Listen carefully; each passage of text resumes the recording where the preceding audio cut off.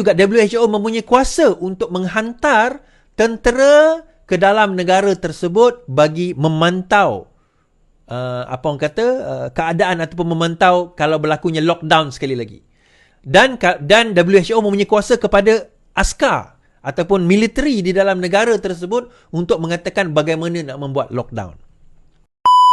Satu lagi benda yang saya viral baru-baru ni lah, benda yang dibangkitkan baru-baru ini berkenaan dengan IHR, International Health Regulatory tahun 2023, iaitu ada juga yang approach saya, kawan-kawan saya yang approach saya, yang menonton saya ni jugalah, doktor, datuk dan sebagainya. Ada juga kawan-kawan daripada NGO yang approach saya.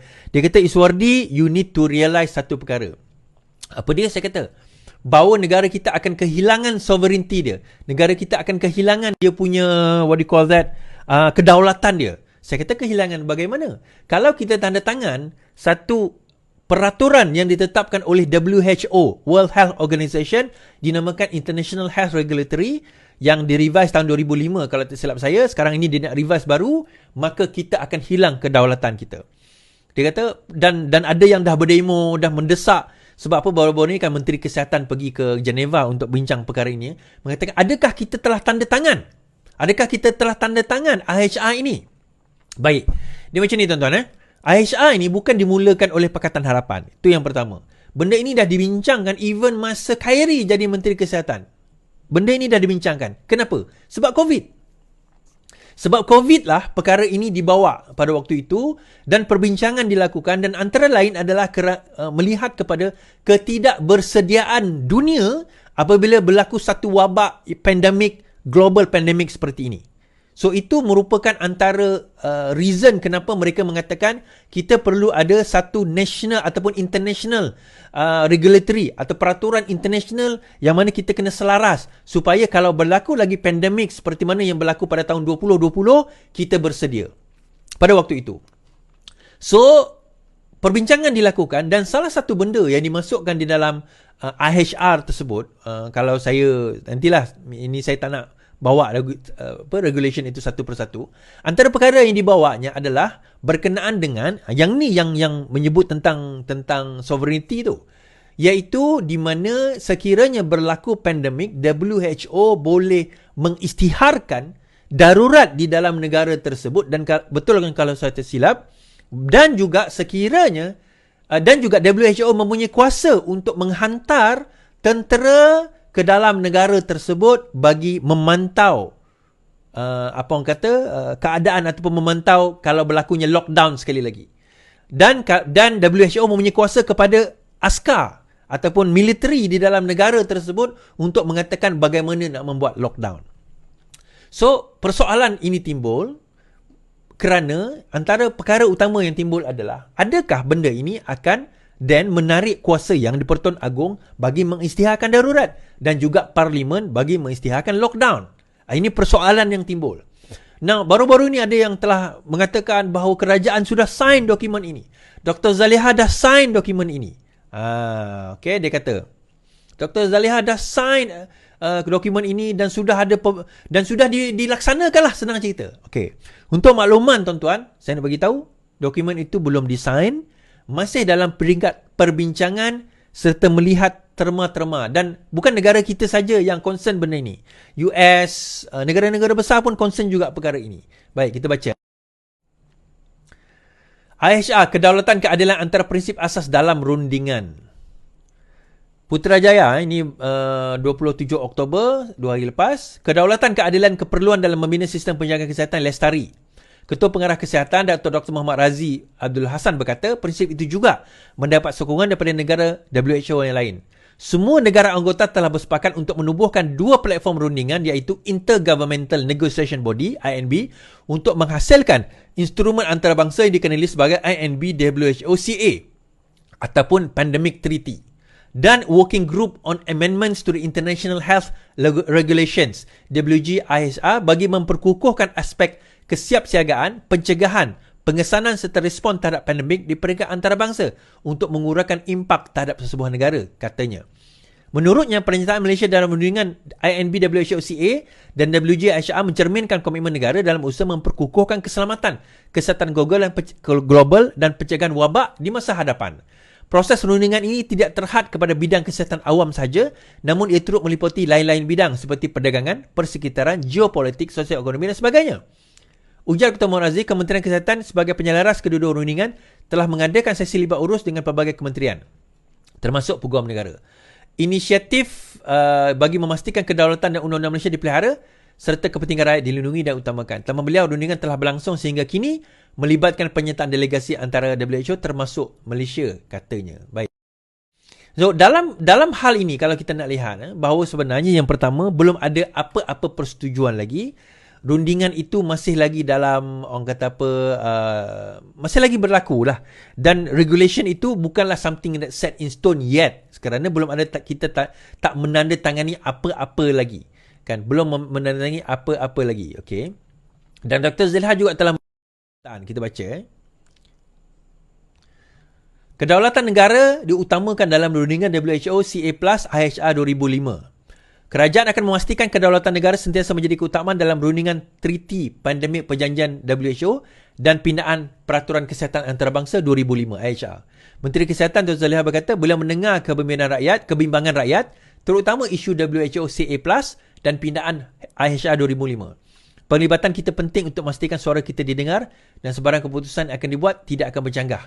Tiada keputusan akan diberikan sehingga segala-galanya dipersetujui. Saya memberi komitmen bahawa kedaulatan negara akan sentiasa menjadi keutamaan dalam rundingan ini.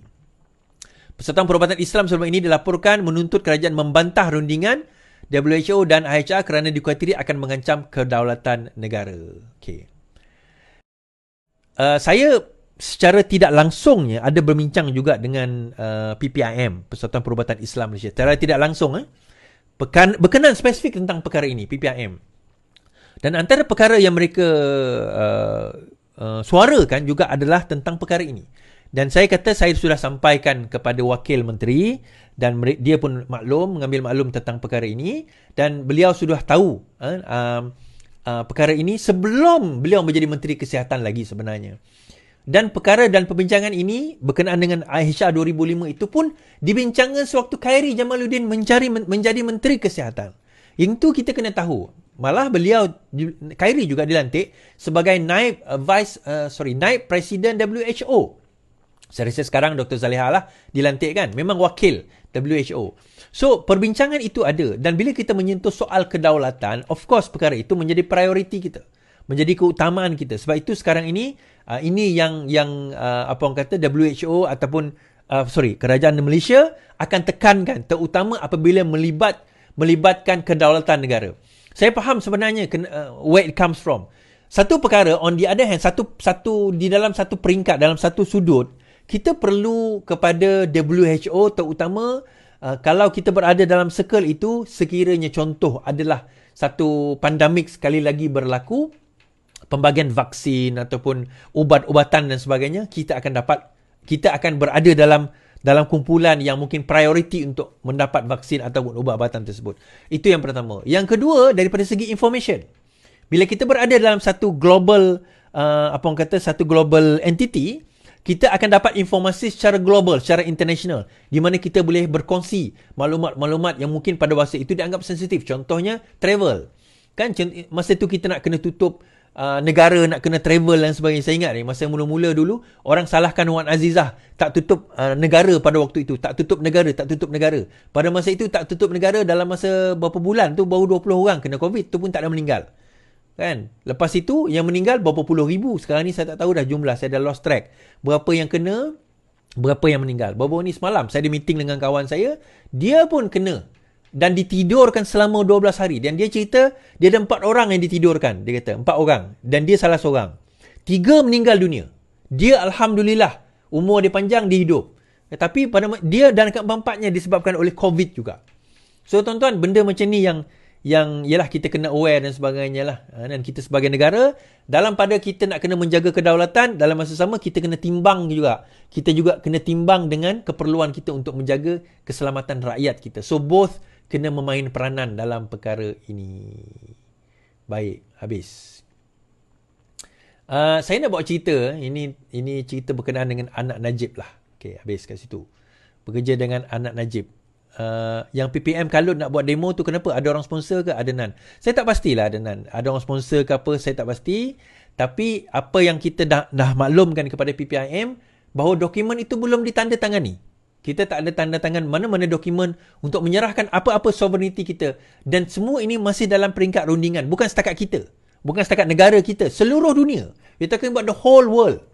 Dan rundingan itu sepatutnya, ataupun perkara itu sepatutnya and berlaku pada hujung tahun ini. Kalau tak silap saya, hujung tahun ini. Dan sepatutnya sudah ada new amendment untuk dibawa balik ke negara masing-masing. Dan dia bukan menteri itu datang. Rasa datang dia sign terus. Tak. Menteri itu datang, dia ada dokumen. Dia kena bawa balik dokumen tu ke negara masing-masing. Dan kena serahkan kepada bahagian jabatan kepada peguam negara. Dan peguam negara pula akan berbincang. Sebab itu kita ada menteri di Jabatan Perdana Menteri Hal Ehwal Undang-Undang, Azalina pula kena tengok. Ada kepakaran undang-undang untuk nak meninjau adakah perkara ini encroaching ataupun melangkaui daripada keperluan undang-undang negara kita. So benda-benda macam tu bukan Menteri Kesihatan seorang yang akan decide. So akhir sekali yang akan kata sign or not sign adalah Perdana Menteri. So Perdana Menteri akan dengar daripada semua. Daripada diplomat, daripada Menteri Undang-Undang, daripada AGC, daripada Menteri Kesihatan, daripada semua. Dan baru Perdana Menteri buat keputusan untuk sign atau tidak sign. Tapi itu pun Perdana Menteri saya rasa bukan dia seorang kena buat keputusan. Kabinet kena putuskan. So proses itu panjang. Walaupun mungkin katalah undang-undang tu katalah IHR tu complete pada hujung tahun ini, berkemungkinan benda itu akan dibawa ke Parlimen dan dia akan berterusan lagi. Dia akan ada berterusan lagi sehingga berkemungkinan tahun hadapan. Mungkin tahun satu lagi. Benda itu akan dibawa ke dalam Parlimen, dibahaskan, pembangkang akan tahu, kita rakyat juga akan tahu. Mungkin akan ada white paper berkenaan dengan perkara ini. So, it's a long process. Dia bukan semudah itu nak serahkan kedaulatan negara kita.